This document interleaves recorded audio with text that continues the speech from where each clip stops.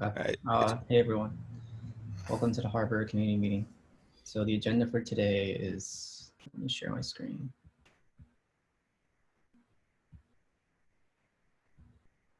Can everyone see my screen? Yep. So we'll go through the 2.0 status, some of the things we're doing from 2.1. And then Stephen will share a couple of updates on the Harbor operator that we officially released, as well as some of the things we're doing for replication adapter. So, 2.0, we finally RC'd. So here's a release.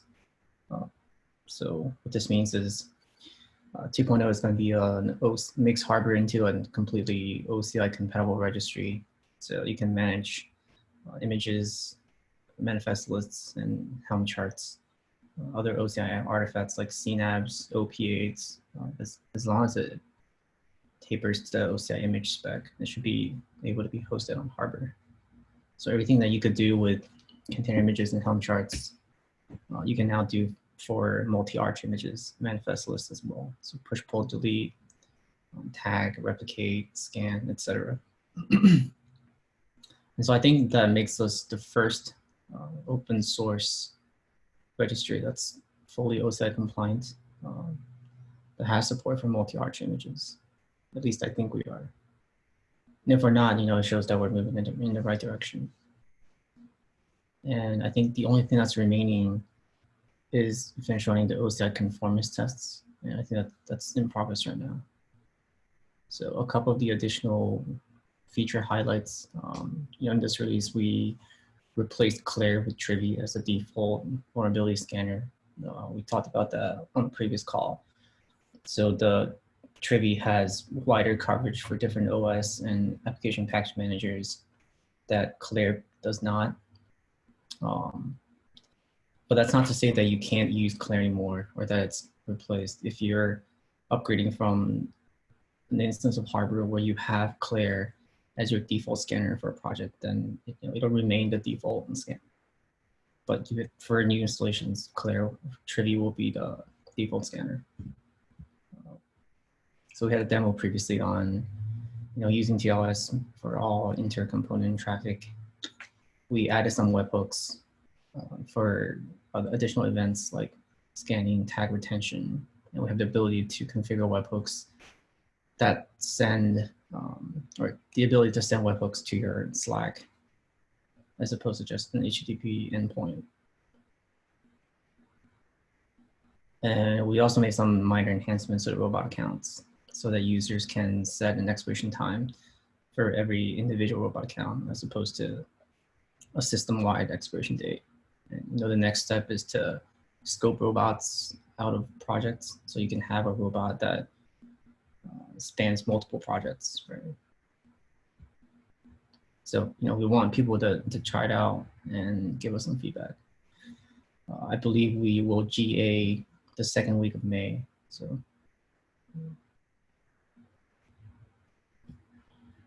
Yeah, and I want to mention something about the GA. So we're actually nearing the completion of the code, and like Alex mentioned, we have an RC right now.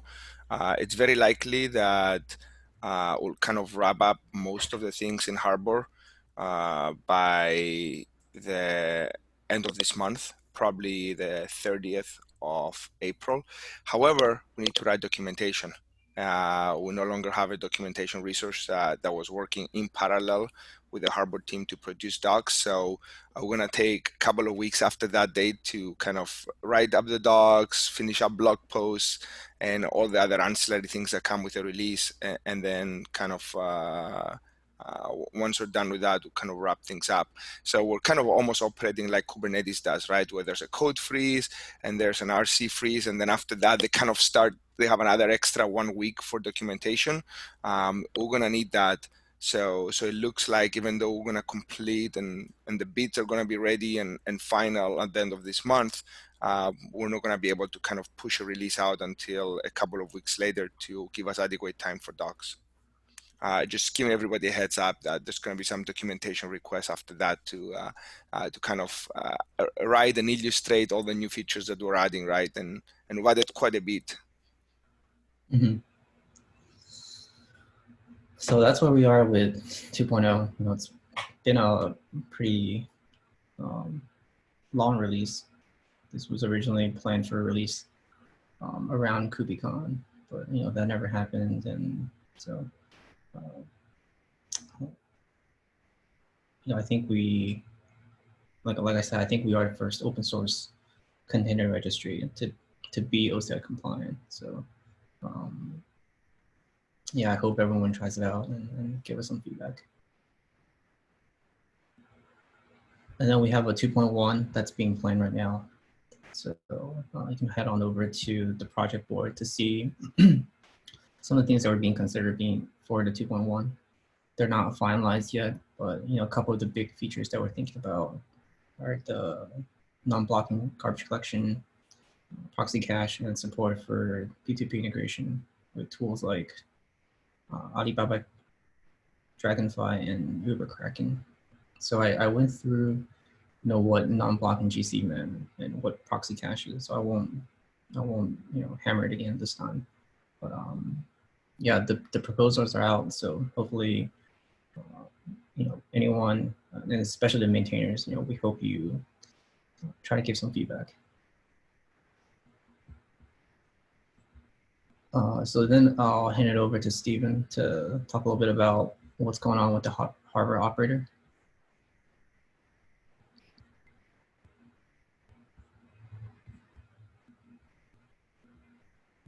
Stephen, do you need to share your screen? Oh, okay. I can share my screen.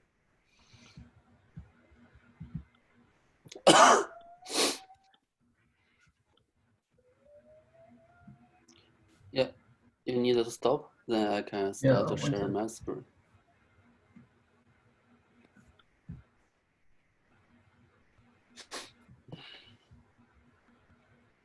Oh, it's here.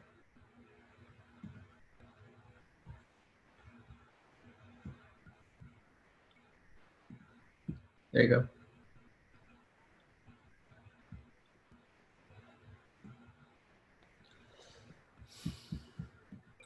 Okay, can you see my screen now? Yep. Okay, so for the Harbor Corporator, I think the first excited news is the version 0.5 is available now. Yeah, with this version, you can deploy Harbor Stack. You know, the stack includes the required Harbor components and some optional Harbor components. You can decide which one you want to install. And also, you know, you can delete the stack or you can update. For the update scenario, actually for some optional component you did not install at the beginning, then you can change the spec to install them later. So yeah, with the update, you can provide the missing optional components. Okay, we have provided a rich installation guide. So if you want to have a try, you can follow the guide to try. So you know, feedback is always welcome. And if you meet any issues, you can raise the issue in the operator repository. So here I want to, you know, great thanks to OVH team, Pierre, Jérémie, and Maxime, and ZiMing from VMware Harbor team. They have done lots of, you know, valuable contributions to this project. So next, maybe we'll move to, you know, provide a CR for each of the Harbor components. So far, we only have one CR, the top Harbor CR. Maybe later we'll support you know, multiple CR for each of the Harbor components, and they have separate reconcile process that maybe is, you know, more effective and more productive. And we also provide a chart for deploying operator, so that's you can easily to use a chart to install the Harbor operator to your Kubernetes cluster. Okay, so that's the future plan. Besides the Harbor stack, that's a operator, we also will provide the class operator. I have mentioned in our previous community meeting. the class operator will cover the Harbor stack and it's all dependent service like Seeker and Redis and some storage. Okay, so far we plan a 0.5 version, and if you want to learn the details of this release, you can go to the Harbor class operator repository. There is a project to track this release. For the work, coding has been started, and we have several PRs pending there. So they are open to the whole community. So if you want to do review, yeah, it's welcome, and we hope you can give us some better suggestion to make it much better. Okay, so for the related design documents, you can find them in the Docker's folder under the class operator repository. Same words, feedback is welcome. Okay, and weekly we have development status sync meeting. Each time we have meeting minutes. If you cannot join this meeting, you can read the meeting minutes to check what's the progress of the development of a cluster operator. Okay, any question for this part?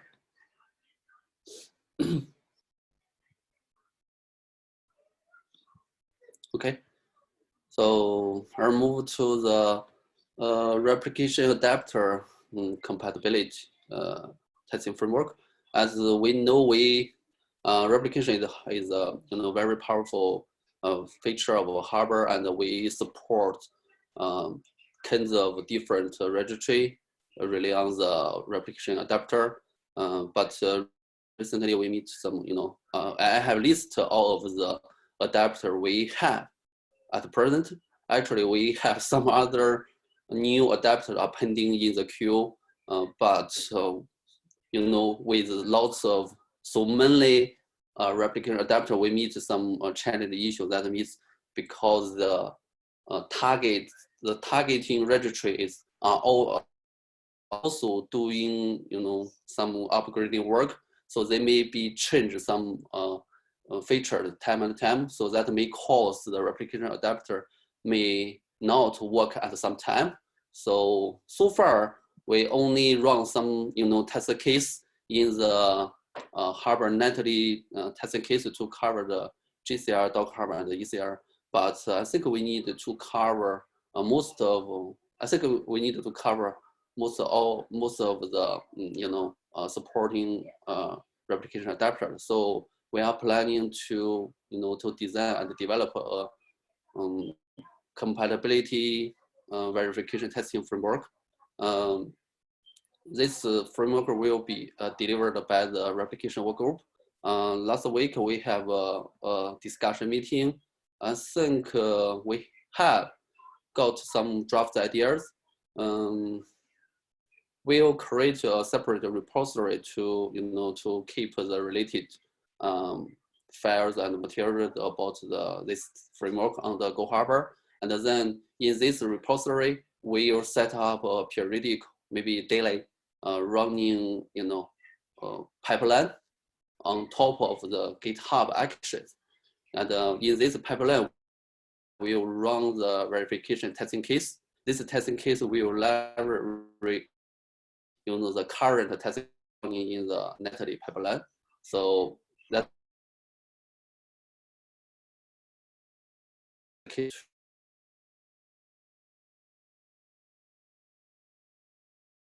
I think we lost you, Stephen. It's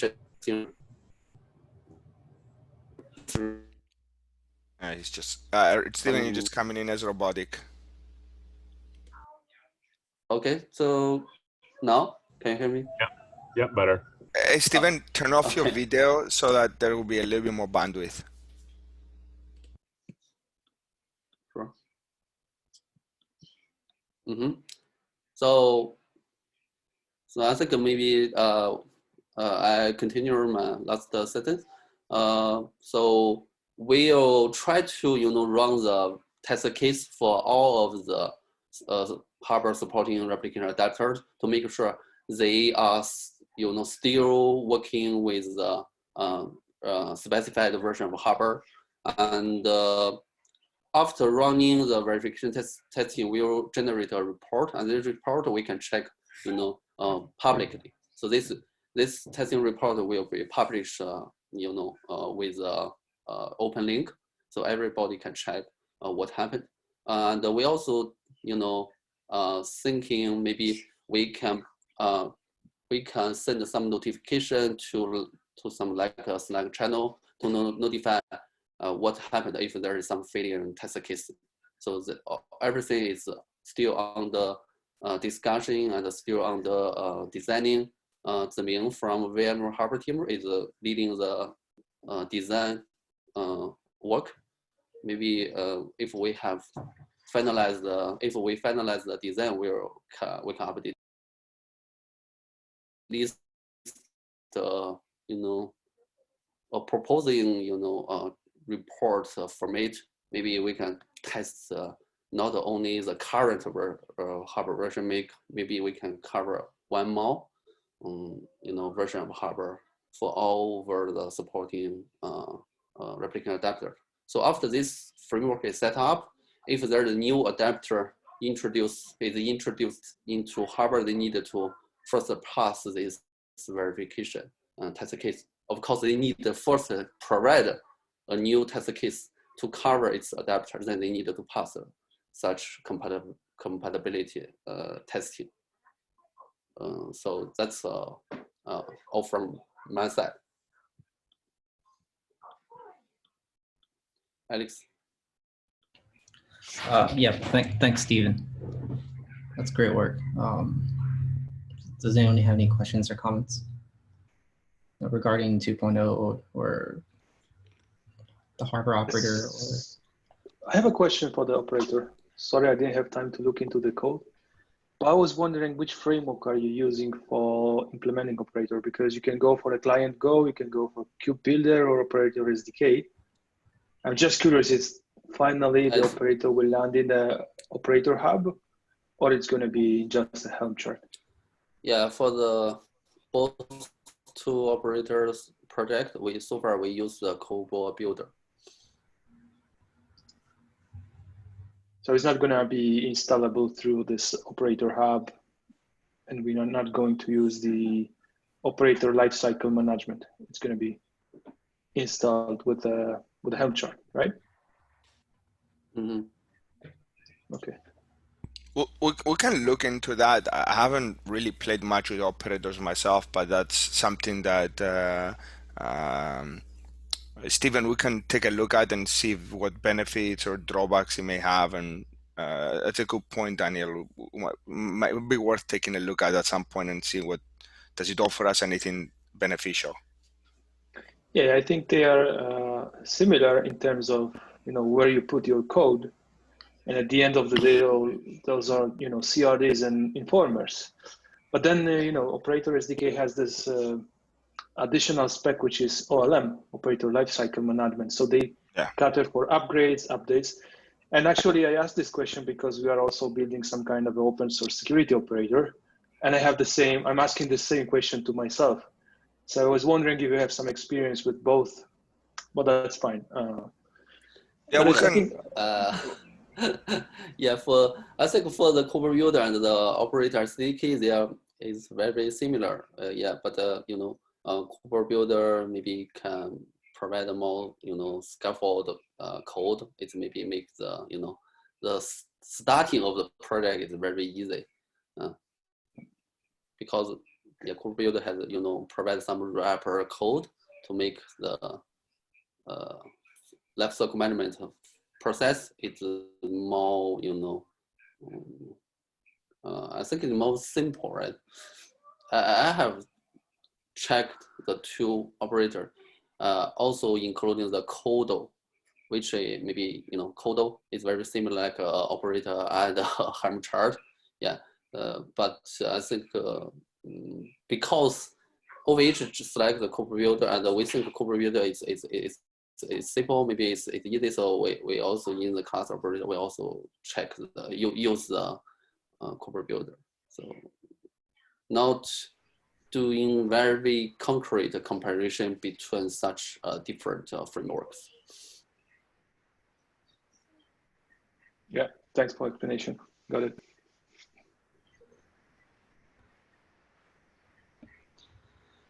Any other questions or comments?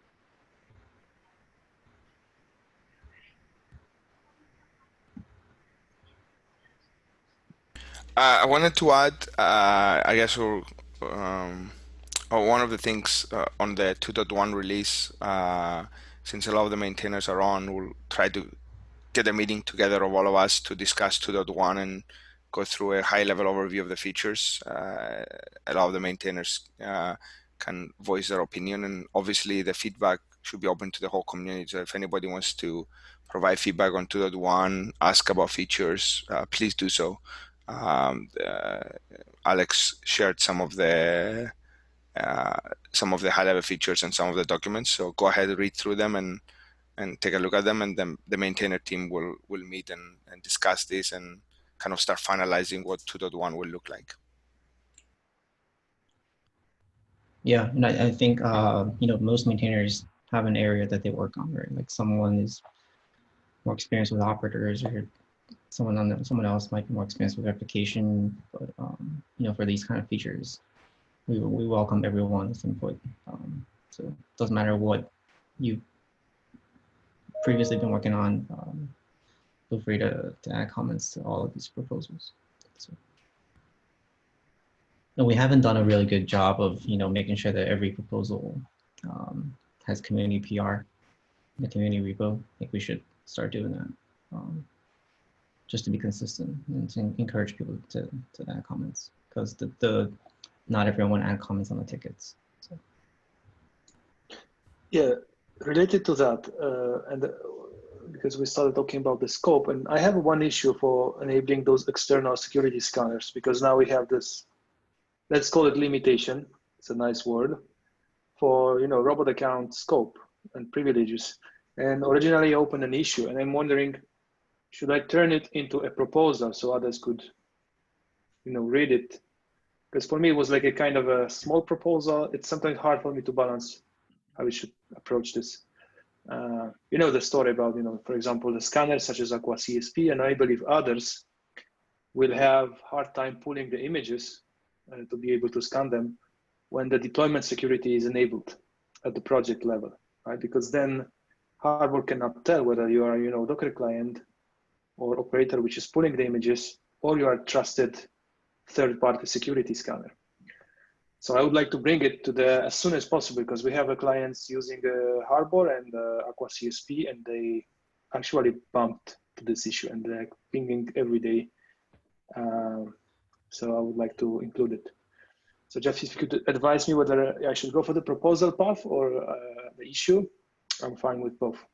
I think you should, I mean, I would recommend that you file an issue first, just so that, you know, sometimes, you know, you can get some feedback right away if it makes sense or not before you start writing out an entire proposal. But, you know, if you're familiar with the issue and you're confident in your proposal, then by all means go ahead and write the proposal. But and I think this one is pretty simple, right? This one is pretty simple as well, right? So you want to be able to have a robot account that basically is a higher privilege robot account than the regular one, which means that only a special type of user in our Harbor should be able to create him, right? The system admin, for example, because it bypasses policy. So I think the general thinking here is that both the content of the issue as well as the mechanics of it are fairly simple. It's just a matter of, do we agree this is the right thing to do or not? So if you don't have, I think you may have an issue already, Daniel. I think that's what Steven just said. If you don't, go ahead and file it and add the rationale behind it. Get Zach to also comment on it if he hasn't, because I think that's something that he will probably also benefit from. And then send it to Alex so he can add it on the table of things that we're going to discuss as maintainers, and we can make the decision there. Great. Yeah, we have an issue. I just wanted to make sure that we carry on the discussion there I think currently we have some open questions or proposal. We need to sum it up. But as you said, Mike, I will just mention others to make sure that we have a proper attention in this issue and finally sort it out. Mm-hmm. Yeah. Okay. Yeah, I went through the list of issues that were tagged requirements. I didn't see this one in particular, but yeah, just feel free to send it to me. Yeah, so and one idea I had, Daniel, is so you know, I know we have a couple of minutes, and since there's no other questions, I'll ask it now for you to think about it. So let's say we only let the project admin create that robot account, right? And that's okay because project admins are the only ones that can create robot accounts today, right? So it's not like anybody else can create robot accounts, but I'm thinking, is there an option for us to be able to provide one other mechanism that makes sure that Aqua CSP, for example, is the only one that's using that robot account? Another form of handshake, is there some other, like either signature or certificate or something else that Aqua provides when it's using the robot account that that only Aqua CSP knows, so that you don't get like a standard user that basically gets to utilize him, right? So I know it's protected in one way by the fact that once you create the robot account, the JWT, you only have one chance to get it, and after that it's lost and you can never ever use it again. So that's one advantage. But if someone ever were able to get access to that, then they have full unfettered access, read access into Harbor, right? So the way to protect it, I was thinking three ways, right? Only a project admin can create it. That robot account can only be read only. It can never do pushes. So because you guys will never need it for push anyway. And then the third thing is there another handshake that you can make with the calling software, whether that's a signature or something else at the exchange, a certificate or something else to make this more secure? Maybe the third thing is unnecessary, but think about that as well.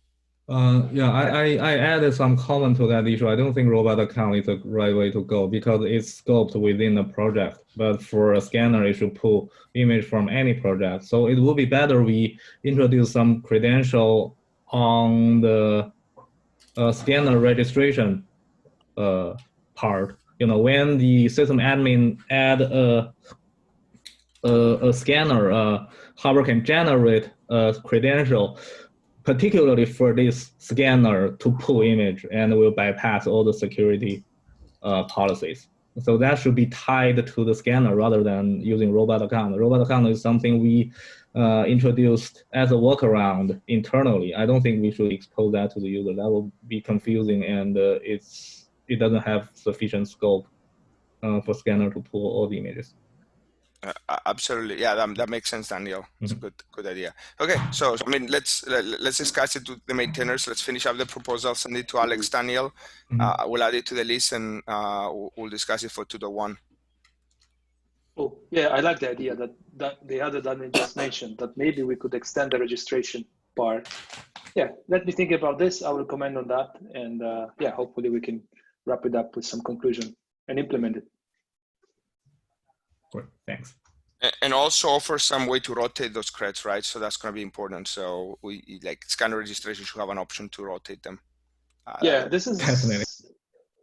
Yeah, and this is also a kind of a challenge in our current UI, and I believe all the security vendors, because they used to provide username and password credentials, because this is what Docker engine or Docker registry provided, right? They were exchanging the credentials for the barrier token behind the scenes.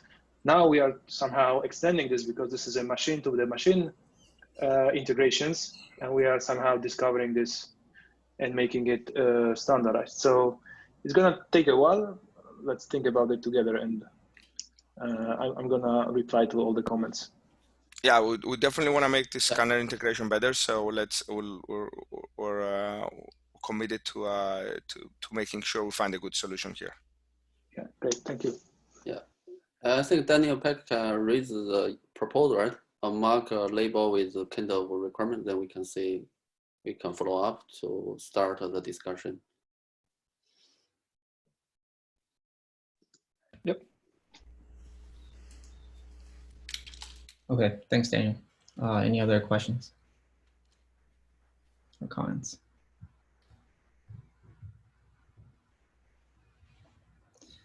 Okay, well, I guess that about wraps it up.